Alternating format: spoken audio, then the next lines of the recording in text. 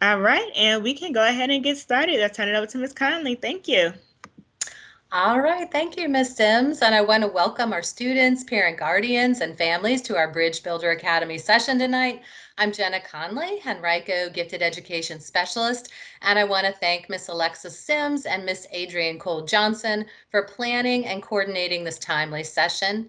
Gifted Programs and the Teaching, Learning, and Innovation Department are excited to partner with the Henrico County Public School Family and Community Engagement Department to host Dr. Jannot, tonight's guest speaker and featured author. A quick housekeeping request, please make sure your microphones are muted to make sure folks can hear our presenter. We want to ensure that Dr. Jannot can be heard during her presentation. And then later on, after the slideshow, we'll have you unmute so that you can ask some questions during the Q&A, which will follow the session presentation. And I know Ms. Sims did mention that the session is being recorded and will be available on the Bridge Builder Academy website after the session. And now I'd like to go ahead and introduce our speaker. Dr. Jeannine Jannot is an academic coach and the author of The Disintegrating Student, Struggling But Smart, Falling Apart, and How to Turn It Around. She has over 25 years of experience working with children, teens, and young adults in both public and private school settings. Dr. Jannot has a master's degree in school psychology from The Ohio State University and a doctorate in child and developmental psychology from the University of Connecticut. She began teaching college psychology courses in 2010, and in 2014, she founded The Balanced Student. She's originally from Ohio, but now lives in Milton, Georgia with her husband and 3 children. You can learn more about her at JannineJannot.com. Tonight's session will cover developmental and cultural influences that can cause today's students to feel overwhelmed and stressed. You'll learn how this affects students academically and emotionally and why they don't ask for help. The Disintegrating Student will teach you how to help your child embrace what's going right, address what's going wrong, and develop the skills they need for success in school and in life. Welcome, Dr. Jannot. Henrico County Public Schools is thrilled to have you with us tonight. Oh, thank you so much. Thank you to Henrico Public Schools for seeking me out and being so gracious as to offer this to your parents. I'm just delighted to be here tonight. And thank you for all you parents who have taken some time out of your evening. I really appreciate that. And I know why you're here. I know what's in your gut. And that's what we want to talk about tonight. So I'm going to share my screen. Hopefully, this is always the tricky part for me. I don't know why. But there we go. Make sure. Have I done it? Yes. Yes. Okay. Then I'm going to get started here.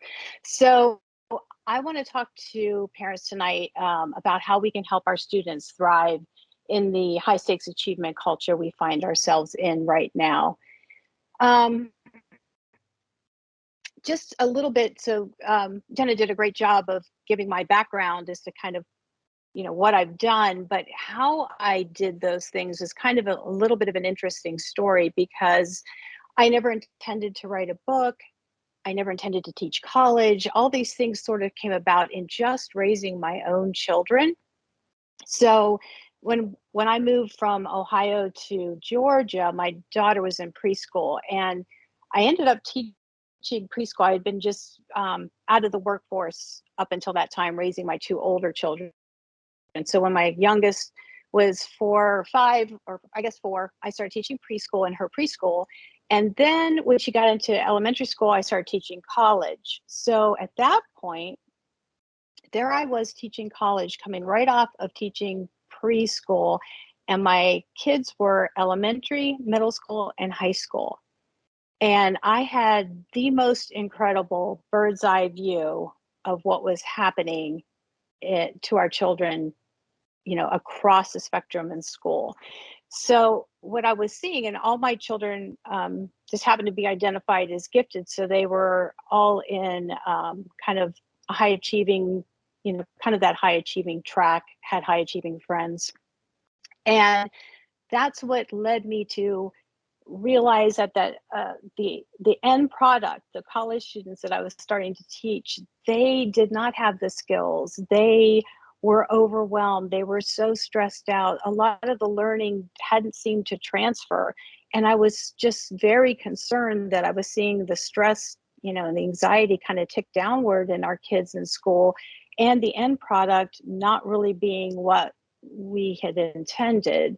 So I started coaching to help middle school, high school, and college students get some of the skills that they need. So that's kind of how I ended up coaching students. And then through coaching students, I realized there was a specific type of student I was seeing, and that's where the disintegrating student came from. And that's why I wrote the book. So I'm going to walk you through sort of what a disintegrating student is for those of you, and I'm just so happy that there's a lot of you who have elementary school age kids, because a lot of times the struggle starts in those middle school, high school years.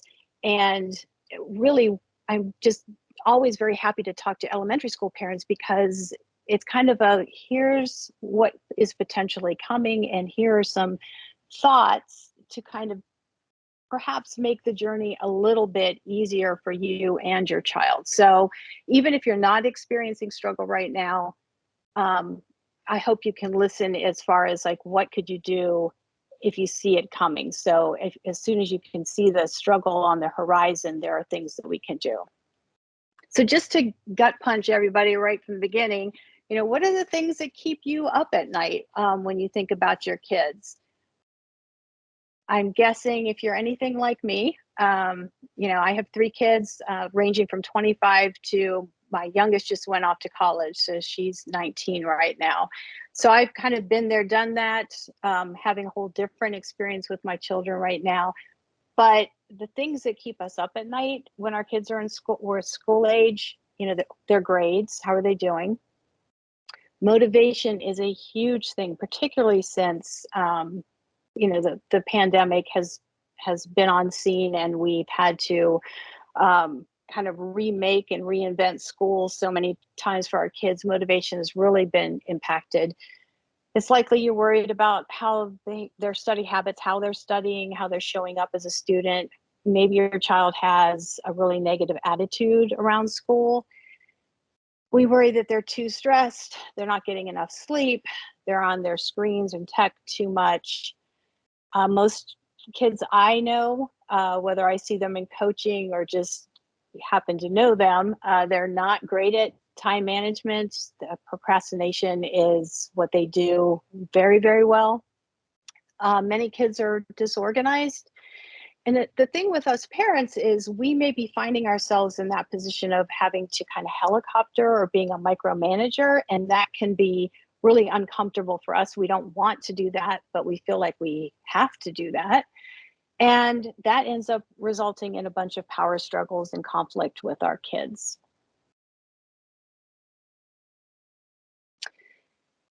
So I want to talk about the achievement culture, because we have looked at these issues with our kids for over a decade, probably close to 2 decades now. We've seen all of these issues I just mentioned getting worse and worse. And we really haven't figured out what's driving it, what's the root cause. And I want to propose that the root cause and what is driving it is the achievement culture. When I taught social psych to my college students, when we talked about culture, I would always use this graphic of fish in water, because it's important to kind of remember that we are in lots of cultures. So as human beings, I'm in a Southern culture down here. We're an American culture. We have religious culture. We have racial cultures. We have all kinds of cultures surrounding us. And our kids are in an achievement culture. But when you're in a culture, it's like being a fish in water. It's influencing everything, but you don't really notice it. You don't notice it until something goes wrong. So a fish in water, if the pH is wrong or the temperature is wrong or it's polluted, then it starts to be noticeable. And I feel like we're at that point with the achievement culture. The pH is a little bit off, and we're really starting to feel some of the negative impacts of it.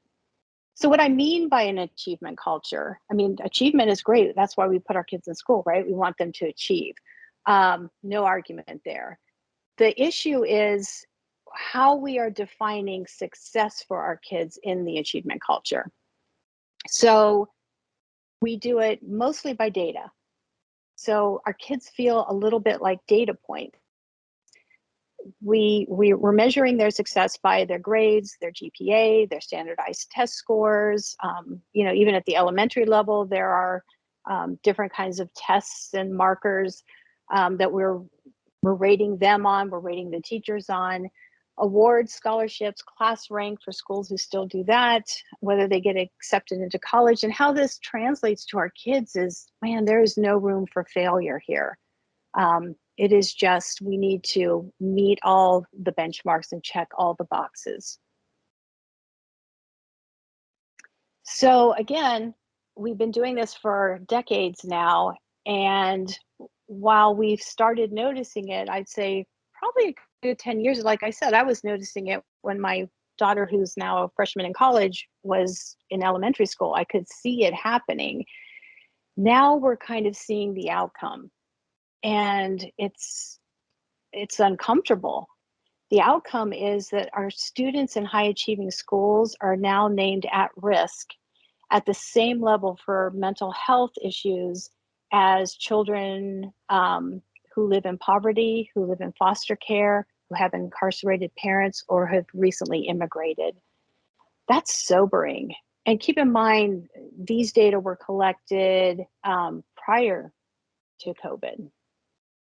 So, this decade, 2 decades of, defining success in this check the box manner, this data driven manner, has contributed to our children, not, having higher levels of anxiety, higher levels of depression, higher suicidality. And that's certainly not how we want our achievement culture to play out. So laying that as the foundation, yes, thinking that, driven by the achievement culture, because the culture that we're in, regardless of what it is, any culture impacts how we think, how we feel, our attitudes, our assumptions, without us even thinking about it. It's just our default way of kind of viewing the world. Think of it as like the glasses you put on, and that's just the way you see it. So understanding that that's just the operating system that we're all working on when it comes to education. What are our disintegrating students? What defines a disintegrating student? Well, it's just a term I coined for these students who I was seeing, particularly in my coaching, who were really bright. Oftentimes they were identified gifted in a gifted program, very high academic achievers. They didn't put in a lot of effort, though. So these were the kinds of kids who, all through elementary, maybe even through middle school, would just show up to class without putting in a whole lot of effort. They get the good grades, they get their homework done on the bus or in class, and everything was easy peasy. What ends up happening to cause this disintegration is they encounter what I call a rigor tipping point at some point. And with the rigor tipping point is, it's just the place where this high achieving kid who really never needed to work very hard because their intelligence actually compensated for not working, so they could just do it. They hit a point where there's so much work, there's so much rigor, there's more responsibilities, that they can no longer compensate just by being smart.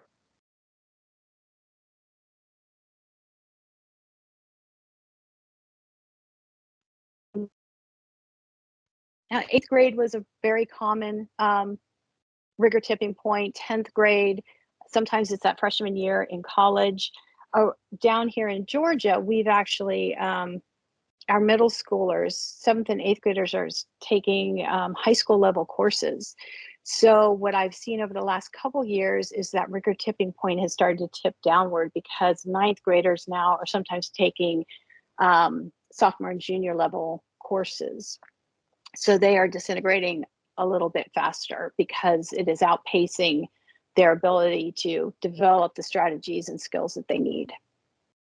So when this starts to happen, when they hit the rigor tipping point, when they start to fall apart, that's where there's this whole opportunity for a lot of misunderstanding, miscommunication to happen between us parents and our kids.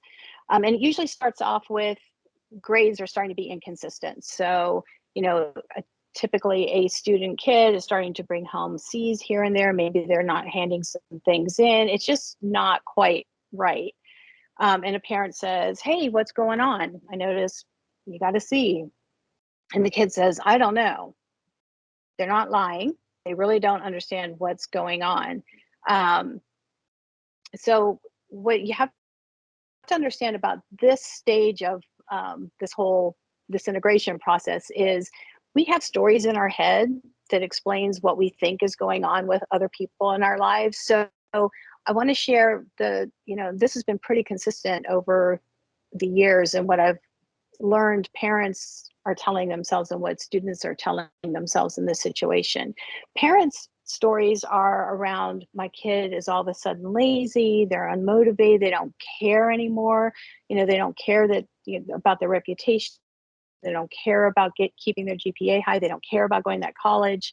And we often, when these situations come up, we're offering them a lot of help. So do you need a tutor? Should I talk to the teacher? Should I send an email?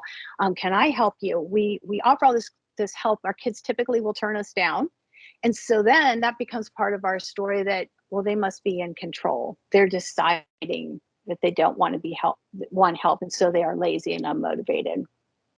Now let's get into our students' brain and what stories they're telling themselves. The first thing I hear, and I hear this all the time, is that parents care more about my grades than they do me. Now, I know none of us on here really ever have felt that way. I really haven't met any parent who feels that way, but literally every student says it. Probably my own kids have said it. So I really thought about, well, why? Why do they say this? And I think what's going on here is, if you think about all your interactions with your child, all the things that, the conversations you have back and forth, and you kind of would calculate a percentage of time that we talk about school with our kids, it's probably over 50%. And I think that's why, because the amount of time we focus on school, talk about school, bring school up, check on school, it's just their brain calculating that must be what's super important to my parents. So I point that out not to make any of us feel guilty, but I think we can do better when we know better on that particular point. The other thing our students are thinking is they're disappointing us. They may not act like they care. They really do. And they really are concerned that they're letting, adults in their life down, their parents, their teachers. Sometimes I hear about grandparents, they really do worry about that. And one of their huge fears is that they're no longer smart. I've always been this smart kid. I could always just do it. And now I'm getting this feedback that's suggesting maybe I'm not as smart as I thought I was. And that is super scary, because these kids have internalized being smart, or even the smartest. So it's very, it really shatters their self-esteem and their confidence in a way that they've never experienced before, many of them. And they also think it's just happening to them, that it's not happening to their friends, which is not true either. The problem is these kids self-protect. So it's embarrassing to admit you're struggling, that you need help. And so they don't share with their friends that this is going on. And so there's a lot of really bright kids in this situation who are kind of faking it with their friends and don't really realize that it's not just them. So that was all the bad news of kind of how disintegration happens, and how the conflict with us and our kids starts to happen around that disintegration. But there is good news. Yay. The good news is that, you know, it's not that they're as smart as they always were. So it's not an issue of not being smart anymore. They're just getting smarter. The issue is they have a lot of skill deficits and counterproductive behaviors that are not helping them. So they really just need to learn new strategies and new skills, and put them in place. So I identified 7 areas in particular that our kids struggle. And there's actually a whole last chapter of my book has divides up these 7 sections with actual coaching tips to help that I often use with my clients. But so organization, time management, and these, most students come to me, I don't care how old they are, with these issues. A lot of them don't study in a place or in a time or in a manner that's conducive to learning, if they study at all. Many high achieving kids really come to me in coaching having really not studied. They, you know, maybe at most look over some notes or something like that. So really building study habits and study skills. Mindset, how they think about school. And I'm going to talk a little bit more about this, I think on the next slide, about growth and fixed mindset, because this typically has to be where I start with students. Because you're probably thinking, well, I've already told my child they need to keep a calendar, and I've showed them how to make flashcards. And so it's not that they don't understand like the stuff to do and what they need to do. It's that mindset piece that is preventing them from being willing and open to try it. So I typically start with mindset, and I'll talk more about that in a minute. Stress, sleep, and screens are also a huge part. I mean, those are issues for us as well as adults, but they certainly impact our children as well.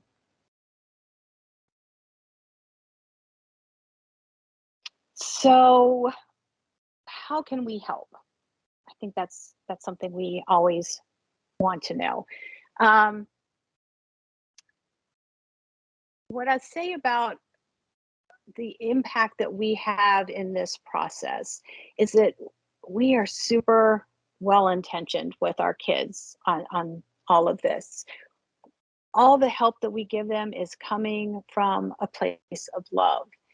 Unfortunately, there are some unintended consequences of the things that we do out of love, because we shift that love. We love them so much, and we're worried so much about the consequences of, if they don't do, you know, X, Y, or Z, they don't check those boxes, that we end up parenting from fear. So I just want that to sit for a second and see if that feels right to you, that a lot of our parenting is actually coming from a place of fear, and a lot of the stuff that we do might be coming from a place of us trying to feel better ourselves, taking our anxiety down a little bit, being in control, doing something to help. So let me go over some of these well-intentioned things that we do as parents. And again, no guilt here at all. I live and breathe this stuff, and I mess up constantly. So it's really, really hard. But I do think there's a lot of value in understanding what we're doing, why we're doing it, how we're doing it, because we can get better at it. This isn't a you do it or you don't, or you're bad or you're good. It's a matter of a process of trying to do our best here. So we praise our kids. We've been doing it. I talked about that fixed mindset that a lot of the clients I have a fixed mindset. A lot of students who disintegrate have a fixed mindset. And this comes out of getting a lot of praise about being smart from the time that they were probably 2 years old adults telling them how smart you are, how quick you did that, how amazing you did that, you're brilliant. And when you think about it, it's like, well, that's really nice. We should say, positive things to our kids, build their self-esteem, make them feel like they can do anything.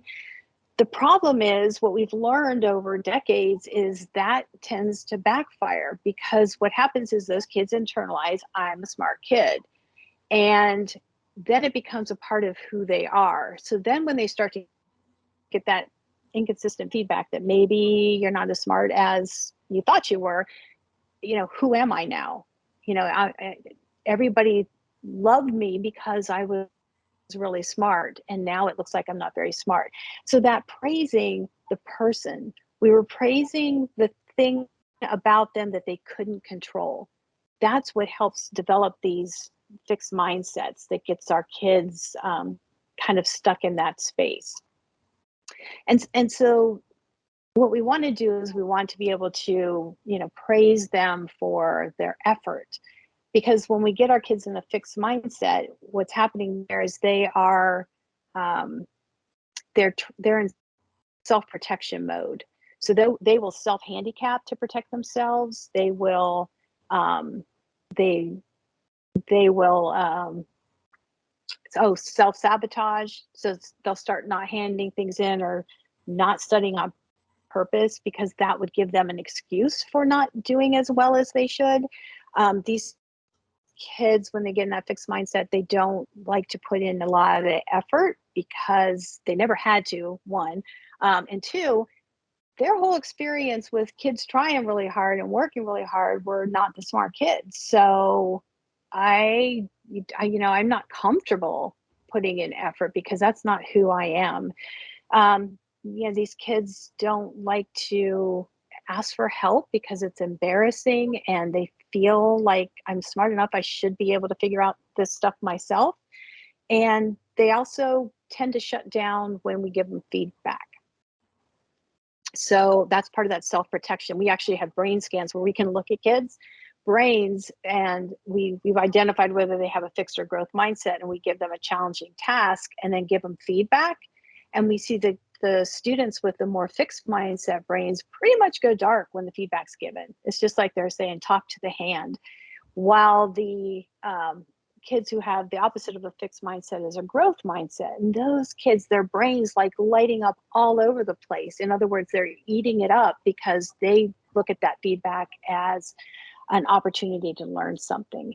So our praise is kind of directly related to that mindset piece in our kids. Another thing that we do, well-intentioned, is we protect, shield, and shelter our kids probably a little bit more than we should. I mean, that's been going on for decades now, but it's resulting in, we're raising a pretty young generation of kids. And what I mean by that is, today, 15-year-olds are more like 13-year-olds, and 18-year-olds are more like 15-year-olds. We have a lot of 17-year-olds who don't drive, who don't have an interest in driving. And if you think about it, there's a lot of positives to having our high school kids being, a little on the young side and maybe not taking as many risks. But the downside to that, and what I actually see play out, is we send these kids off to college at 18, looking a lot more like a 15-year-old. And we're not there. And it's, we've kind of missed that opportunity to let them start to pull away, take more risks, do those kinds of things while we're still there to support them through it. We like to alleviate their stress because we love them. And, they get that donkey on the edge vibe sometimes when you ask them to do something, and it's just easier to do it ourselves. So we may do that. And we also may do it for our own sanity, because we don't want the argument, the conflict, the fight that may happen if we push it. But what ends up happening, sort of the downside to this alleviating their stress, is by over helping them, is we're communicating that they can't handle it. So if we constantly are trying to take things off their plates, we're constantly trying to help them, the message, the subtle message is, I don't think you can handle it. Better let me do this for you. And over time, they start to believe it. So that gets into the helping piece, which is, we're helping our kids probably more than they want us to, need us to, or definitely are asking us to. And we have to kind of examine, why that is. And what we end up doing, I think, is we're sacrificing our kids' long-term growth here for our short-term comfort, because we are so worried about those consequences. But ultimately, we're depriving them of the opportunities to figure this stuff out, to make the mistakes. And that's really backfiring on our kids. We indulge our kids maybe more than we should. We had to be really careful about identifying their wants versus their actual needs. And finally, I'd say, this is for us, that we sometimes get into periods or spells of prioritizing our kids and other family members over ourselves. And I think we all know how that plays out. Something has to give. So it could be our health, our mental health, our marriage, our job. It is really important to try our hardest to show up as our best selves as a parent. And that means actually taking care of ourselves and prioritizing ourselves and helping our children to see us as human beings as well.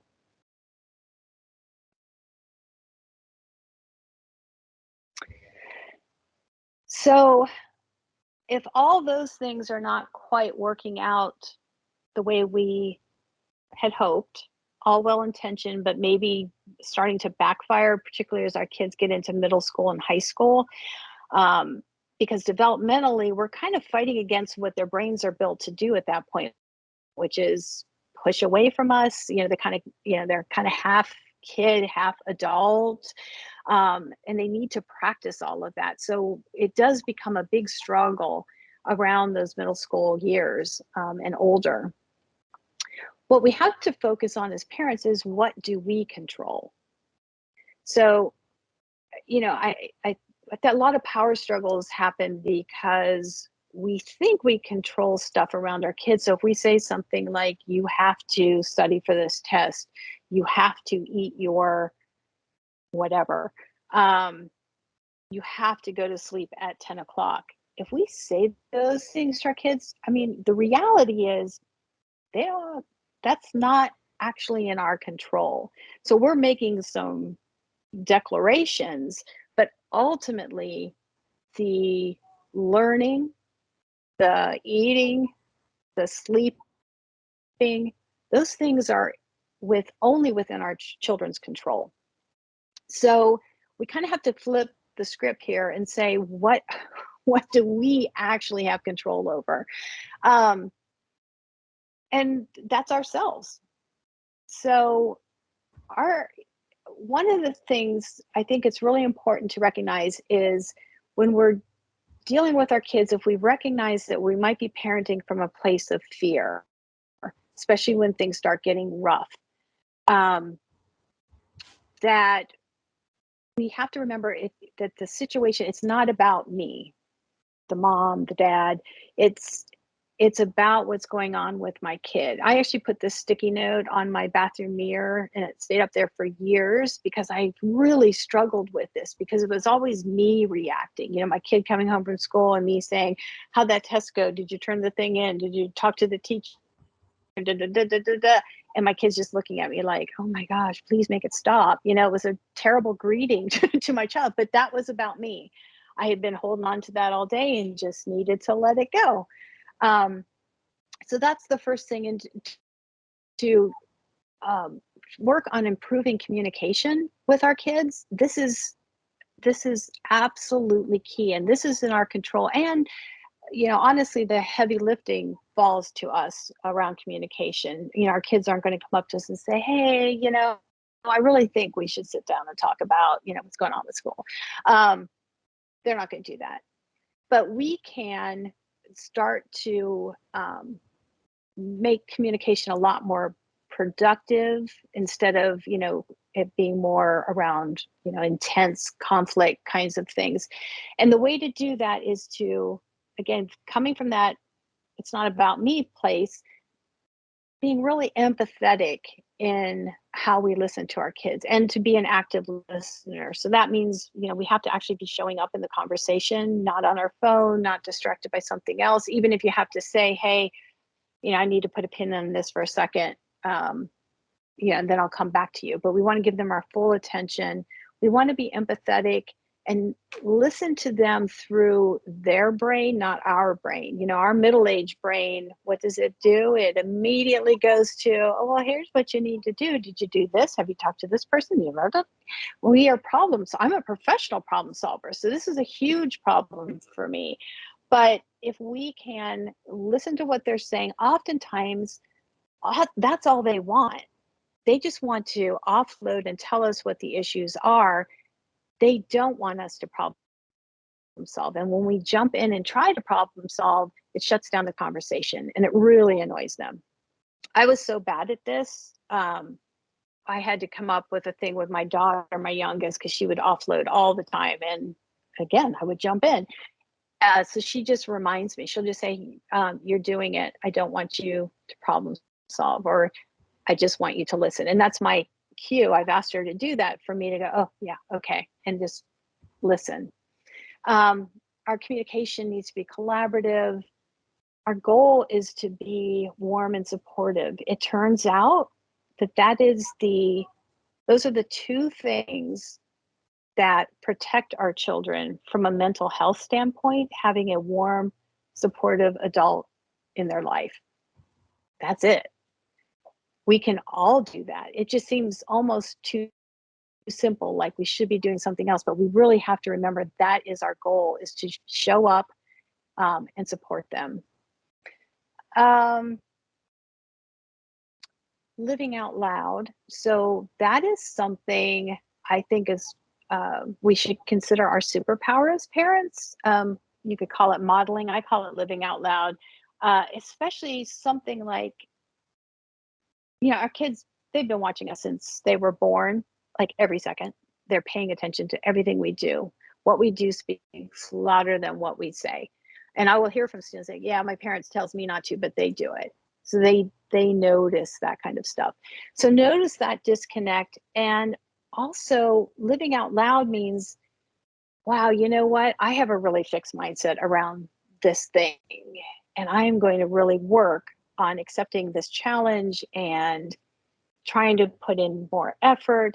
So basically, we're trying to model what we hope to see in them. So if your child has a really fixed mindset around school, one of the best ways to help them is first, talk about it, but then also model it for them.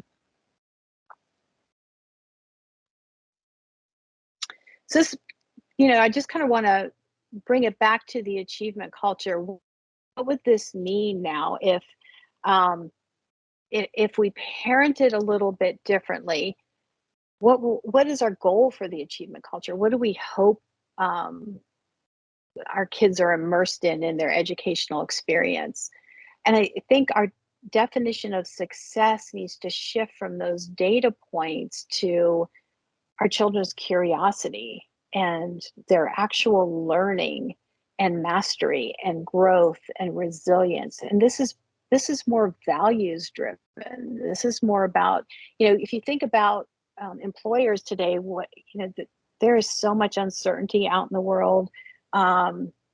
We have very low control over so many things. If you go out into the workplace, what you'll hear is they really don't love what's coming out of the, college programs, because they're still getting a lot of that check the box, inflexible kind of thinking, tell me what to do, how to do it, when to do it kind of worker, when they need people who are flexible in their thinking, who are curious, who are willing to take risks and try new things and put in effort. And that's the opposite of the kinds of children that we are putting out into the world based on, the pressures of this achievement culture. So how do we do that?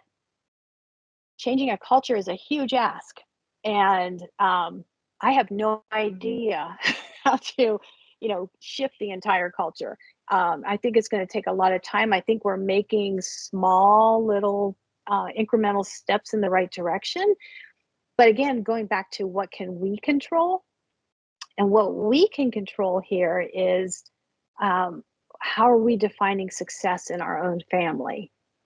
So my advice to parents is sit down with your kids at, age appropriately and say, okay, so here's kind of the realities of, what you need to do or what they want you to do or, the possible pathways. What's reasonable for you?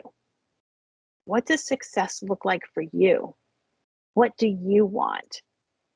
And I think that's where we start. We kind of have to start bottom up because we've been told top down, here's how we're going to do everything. But we need to start pushing at that student, parent, teacher level to say, no, what is success in this classroom? What is success in our family? How are we defining it? And I think that's going to actually make a significant difference. And I think from a mental health perspective, it could potentially make a huge difference for our kids. So just a couple, kind of circle back, some tips for you parents to kind of take with you in kind of, if you see the struggle starting or if your child is already in that disintegration mode, make sure your kid knows about fixed and growth mindset. So Carol Dweck has a great book called Growth Mindset. You could watch her TED Talk. You could read my book. I have a lot of stuff in there about it. But making sure your kid understands what it is, that's not enough, because I've had my clients tell me, oh, I know what a growth mindset is, and they'll tell me, and it's like, okay, but you have a huge fixed mindset. How is that? So knowing doesn't always get you there. But here's a trick with your kids is find a place where they do demonstrate a growth mindset. And oftentimes it's in their extracurricular. So maybe it's a sport or debate or, some club that they're in. And talk to them about how they approach the challenge, the feedback, the effort. And then say, okay, so is that how you approach school? Oftentimes that will light bulb will go off in their minds and oh no, I don't.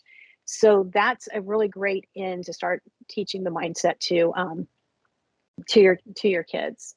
And again, walk the walk, live out loud, show them you doing it and struggling with it in real time. It's still important to set high standards for our kids, but to be supportive. So we're kind of aiming for that top right quadrant here of what's called authoritative parenting style, where, we do have expectations. There is structure, but it's a warm, collaborative kind of relationship. If I could just make a huge ask here, that would make a big difference in our kids' lives is we need to rebrand failure as opportunity. So in other words, making mistakes. We need to normalize making mistakes. Our kids are petrified of making mistakes, even small mistakes.